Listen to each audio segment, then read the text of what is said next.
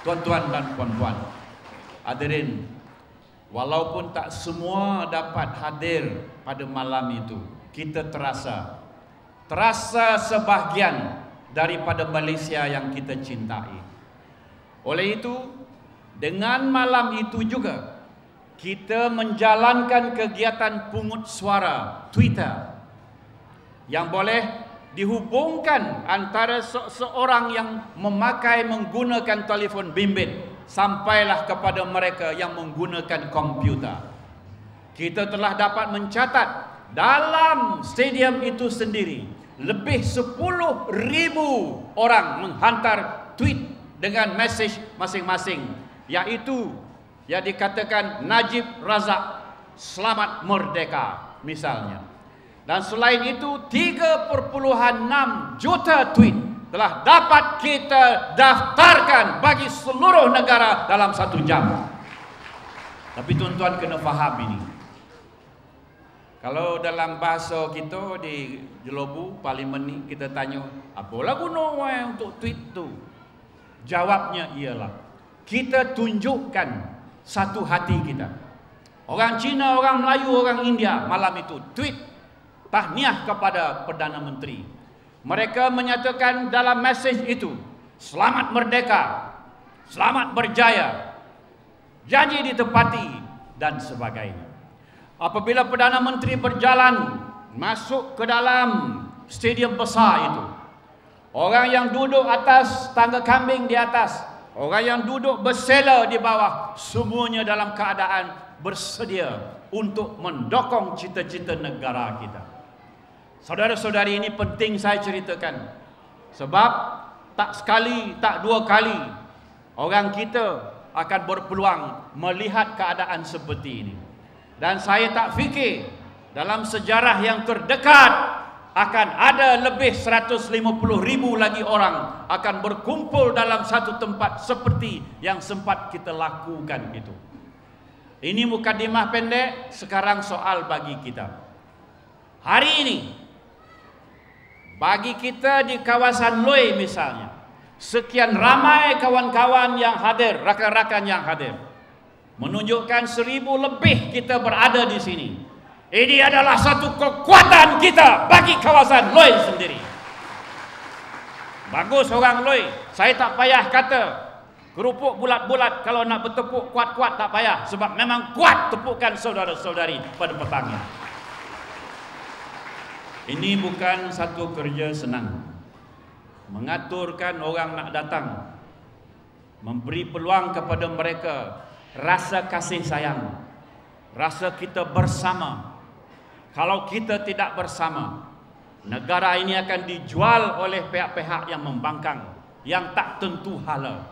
Yang Datuk Zainal sebutkan tadi, sebahagian daripada anak buahnya sudah mula menyeleweng, menjalankan cara-cara, kaedah yang kurang ajar. Oleh itu kita nak berseru masa depan. Ibu bapa yang mengantar anak ke sekolah, tolong pastikan anak kita menjadi orang. Jangan biarkan anak kita ditarik oleh orang dengan dibayar sekadar RM50 atau RM30, maka mau memasukkan golongan mereka ke dalam kumpulan yang tidak dapat kita tentukan hala tuju kebudayaan mereka. Jadi sekarang timbul begini, dalam surat khabar luar negara, dalam website luar negara dan dalam negeri, mengatakan bagaimana cara pendidikan kita di tanah air. Oleh itu saya ingin menyarankan agar ibu bapa kita sama-sama menyarankan kepada Kementerian Pelajaran semula supaya disiplin, nilai tinggi di sekolah kita hidupkan balik. Jangan soal bolehkah bawa telefon bimbit ke sekolah misalnya menjadi isu. Tentu tidak baik bagi kita membenarkan anak kita gunakan telefon dalam sekolah, dalam bilik darjah. Yang mustahak sekarang disiplin.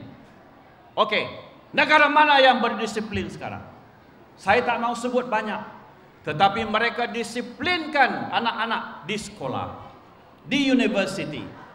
Dan kita nampak negara-negara ini sama ada di sebelah Korea atau di China atau di Finland ataupun di negara-negara seperti Falkland di selatan Amerika, kita dapat tahu anak-anak ini sekarang mereka belajar. Mereka belajar dan ada budaya positif untuk mereka. Singapura tak pernah pun wujud budak-budak sekolah yang berlaku di stadium ataupun di dataran Merdeka beberapa hari yang lalu.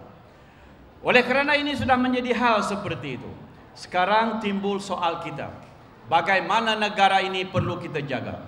Saya ada 3 perkara nak minta ibu bapa. Pertama, kita adakan sistem mengenang jasa, mengenang budi kita masing-masing. Sebahagian tadi Datuk Zainal sudah sebut. Saya tak payah sebut apa saya sudah buat untuk kawasan kita dengan Datuk Zainal.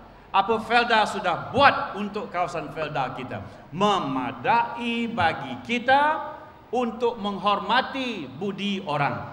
Dan ini sangat mustahak bagi kita menyatakan kepada anak-anak kita. 1, 2, 3 dan 4. Itulah cara kita membilang. Apabila semua sudah dapat, jangan lupa budi orang.